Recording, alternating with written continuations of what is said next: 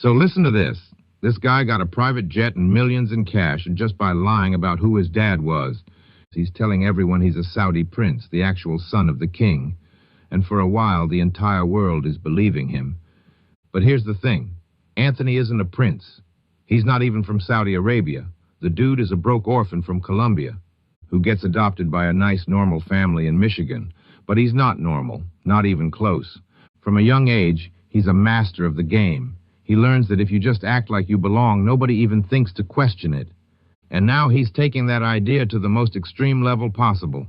His new name is Prince Khalid bin Al Saud, and he's creating this whole-ass identity from nothing. He needs to look the part, right? So he hops on eBay. Yeah, you heard me, EBAY. And he buys fake diplomatic license plates, slaps them on his cars, instant authority, no one messes with a diplomat. Then he hires his own security detail, a bunch of goons in black suits who follow him everywhere. They open his doors, they clear his path. It's pure theater, and it works. He starts an Instagram account just posting pictures of cash, and he posts photos of watches, of luxury cars. He's curating the perfect image of an impossibly rich royal brat. The legend is growing. Now he needs a business front, a way to turn this persona into actual cash. So he creates a company with a fancy, important-sounding name, Marden Blanco. It means nothing. It's just words. And through this fake company, he starts offering the deal of a lifetime.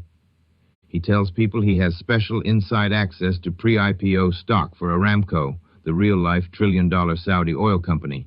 He's telling these rich, powerful people, my father, the king, is giving me this special allocation. I'm bringing you in. This is a family deal. And people are losing their minds. It's the ultimate inside track. The problem? It's all a lie. The entire thing is a ghost. But his performance is flawless. When he meets these big money investors, he has rules, strict protocol. You cannot look him in the eye. You refer to him only as your Royal Highness or Sultan. He's putting on a clinic in fake authority. He's speaking in this weird fake accent. And the audacity is so extreme, people just believe it. They think no one would have the balls to fake this, so they wire him the money. And the cash starts pouring in. We're talking hundreds of thousands, then millions. And with that money, Anthony builds his kingdom. He moves to Fisher Island, Florida, one of the single richest, most exclusive zip codes in the entire United States. You need to take a ferry to even get there. And he's not getting some two-bedroom condo. He's renting a multi-million-dollar penthouse with insane ocean views. He belongs. Now he starts living the fantasy for real. He's not just pretending anymore. He walks into a Ferrari dealership and drops a fortune on a brand-new sports car. All cash. He buys a Patek Philippe watch, a Rolex, then another Rolex. He's got piles of $100 bills just sitting around his apartment. He's taking pictures of it, flexing on everyone. He's no longer just playing a prince. He is a prince. His reality is the lie. And the stories about him get wild. He's in a restaurant one night and he wants to impress his dinner guests. So when the bill comes, he doesn't just leave a tip. He takes off his custom-made ring with a huge diamond in it and leaves it on the table for the waiter. A tip worth thousands of dollars just to show that money means nothing to him. He's operating on a different planet than the rest of us. The con is working perfectly. He's untouchable. But then he makes a mistake, a tiny, stupid mistake that almost brings the whole thing crashing down. It all happens over a piece of bacon. See, he's at a business meeting. He's with these serious investors who have given him a ton of money. And he's playing the part of the devout Muslim prince. He talks about his faith, about his family's traditions. Then the food comes. And without even thinking, Anthony grabs a piece of pork and eats it. One of the investors, who actually knows something about the culture, just freezes. He looks at Anthony and goes, "Wait, I thought you were a devout Muslim prince." The room goes silent. This is it. The moment the mask slips. This is where a normal person breaks, where the lie falls apart. But Anthony isn't a normal person. He looks the investor dead in the eye with no panic at all, and he flips the entire situation on its head. He says, "That was a test. I was testing your loyalty to see if you would call me out, and you have failed."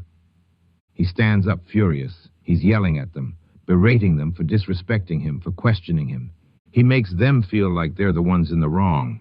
He freaks the hell out, storms out of the meeting and leaves them all just sitting there, terrified they've just offended a Saudi royal and lost the deal of a lifetime. It's pure, uncut genius. He didn't just dodge the bullet. He caught it and threw it back.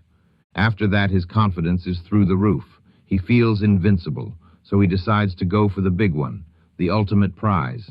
He sets his sights on Jeffrey Soffer, the billionaire owner of the legendary Fontainebleau Hotel in Miami Beach. This isn't just some rich doctor anymore. This is a titan, a guy with a team of professional sharks working for him. Anthony sets up a meeting. He rolls up in his Ferrari with his security goons, with his fake diplomatic plates. He's got documents that look real, bank statements from a bank that doesn't exist, and he makes his pitch. He tells Soffer's team he wants to buy a massive stake in the hotel. In return, he wants Soffer to invest a jaw-dropping $50 million. $50 million. It's the biggest lie he has ever told. But this time the audience is different. The hotel's team is polite. They nod, they take his documents. But the moment Anthony leaves, they don't get excited. They get suspicious. The numbers are too good. The story is too perfect. So they hire professional investigators to do a real deep background check. And for the first time, someone is actually looking. They're not just taking his word for it. They run his name, the real one he used on his lease. They check his fingerprints against government databases. And suddenly the story changes. The investigators don't find a prince. They find a rap sheet. They find a long history of fraud, scams, and impersonations. They find the kid from Michigan. The entire kingdom is about to burn to the ground. The hotel's security team calls the feds. Immediately, they tell them, "We have a massive international fraudster right here posing as a Saudi royal." And the feds mobilize. They get a warrant, and they descend on Fisher Island. This is the climax, the raid. Federal agents swarm his luxury penthouse. They smash through the door, and inside they don't find a sultan. They find a terrified con man, and they find the fake IDs, the fraudulent bank documents, the piles of luxury goods bought with stolen money. They find the fake diplomatic plates he got from eBay. The whole illusion just evaporates in an instant. They slap the cuffs on him, and the prince's reign is over. And for the first time, the world sees the real him, because the next day his picture is everywhere. But it's not a selfie on a private jet. It's a mugshot. And this is Anthony Gignac, a 47-year-old fraud from Michigan, not Khalid al-Saud. The aftermath is brutal. The courts piece it all together. Over $8 million stolen from 26 different victims. All of it gone. Spent on cars, watches, and a lifestyle that was never real. And the judge throws the book at him. Anthony Gignac is sentenced to 18.5 years in federal prison. His entire world was built on nothing more than pure confidence. And the craziest part? Those diplomatic license plates that fooled everyone for years? The foundation of the entire scam? He bought them on eBay for $150. The whole kingdom was built on a lie, right down to the shipping confirmation.